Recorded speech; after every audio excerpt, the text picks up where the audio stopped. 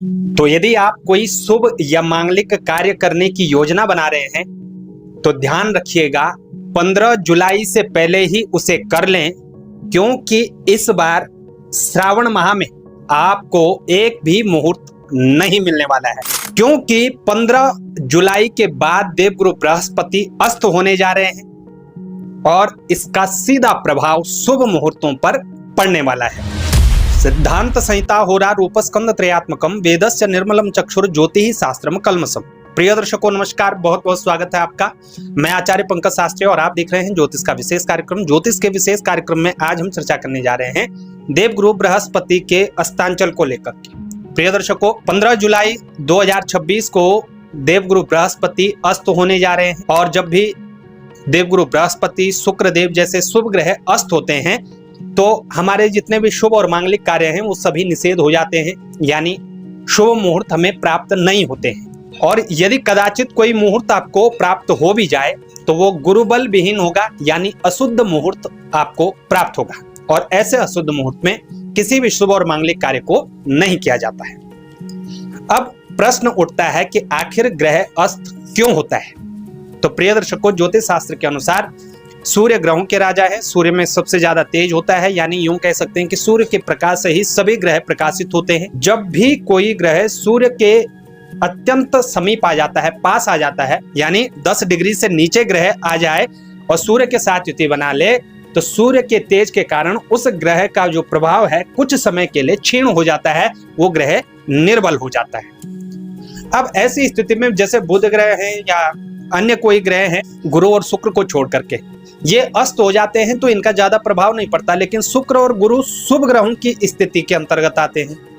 किसी भी शुभ कार्य के लिए गुरु और शुक्र की उदय स्थिति बहुत महत्वपूर्ण मानी जाती है। इसलिए जब भी सूर्य शुक्र या गुरु के साथ युति बनाते हैं और ये ग्रह 10 डिग्री से कम हो जाते हैं तो ये दोनों ग्रह अस्त स्थिति को प्राप्त कर लेते हैं। और इस बार ये स्थिति 15 जुलाई 2026 से 9 अगस्त 2026 तक रहेगी। देवगुरु बृहस्पति 15 जुलाई से 9 अगस्त तक अस्त स्थिति में रहेंगे। प्रिय दर्शकों, देवगुरु बृहस्पति और शुक्रदेव जब भी अस्त होते हैं तो उनके ठीक 3 दिन पहले वार्धक्य दोष प्रारंभ होता है और जब ये उदय हो जाते हैं, यानी 9 अगस्त को उदय हो जाएंगे, तो 3 दिन तक बाल्यत्व दोष रहेगा, यानी डिग्री बहुत कम रहेगी, बाल्यत्व दोष रहेगा, निर्बल अवस्था में रहेंगे। तो इस दौरान भी किसी भी शुभ कार्यों को नहीं किया जाता है। अब जान लेते हैं कि इस समय कौन कौन से कार्य वर्जित माने गए हैं। तो प्रिय दर्शकों, वैसे तो ज्योतिष की बहुत सारी पुस्तकें हैं, उनमें से एक सुप्रसिद्ध पुस्तक है मुहूर्त चिंतामणि। मुहूर्त चिंतामणि के अनुसार एक श्लोक है कि वाप्या राम तड़ाग कूप भवनारंभा प्रतिष्ठे व्रता रंभोत्सर्ग बधु प्रवेशनि महादानानि सोमाष्टके गौदान ग्रयण प्रपा प्रथम को पाकर्म वेद व्रतम नीलोद्वाह मथाद स्पन्न शिशु संस्कारा सुरस्थापनम। ऐसा ये पूरा श्लोक है। श्लोक मैं आपको नीचे डिस्क्रिप्शन बॉक्स में दे दूंगा। तो इस श्लोक के अनुसार देखें, जब भी देवगुरु बृहस्पति अस्त हो, शुक्रदेव अस्त हो, अधिक मास हो या क्षय मास हो, तो वाप्या राम तड़ाग कूप भवना, यानी किसी भी प्रकार का, चाहे आप निर्माण कर रहे हैं, छोटे से छोटे तालाब का निर्माण कर रहे हो या बड़े से बड़े भवन का आरंभ कर रहे हो, निर्माण के सभी कार्य बंद हो जाएंगे।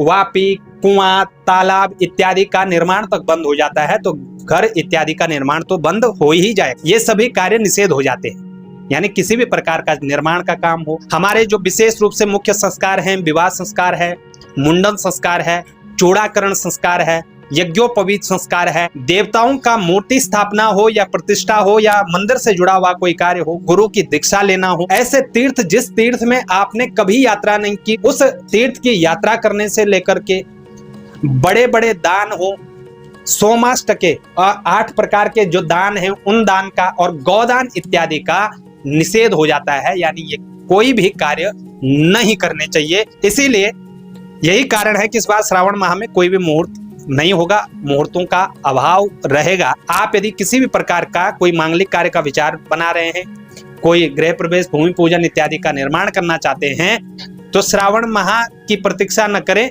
यथासंभव शीघ्र जो भी मुहूर्त आपको प्राप्त हो रहा हो उस मुहूर्त में कर लीजिएगा, या तो आप आगे अगहन माह इत्यादियों में जा सकते हैं और वहां पर आपको फिर शुभ मुहूर्त प्राप्त होने वाले हैं। कैसे आपको ये जानकारी लगी हमें उसे बताएं। जानकारी अच्छी लगे शेयर जरूर करिएगा। चैनल पर नए हैं चैनल को सब्सक्राइब करना ना भूलेगा। और ज्योतिष से जुड़ी हुई तमाम व्यक्तिगत जानकारियों के लिए आप हमसे संपर्क कर सकते हैं। डिस्क्रिप्शन बॉक्स में आपको नंबर मिल जाएंगे।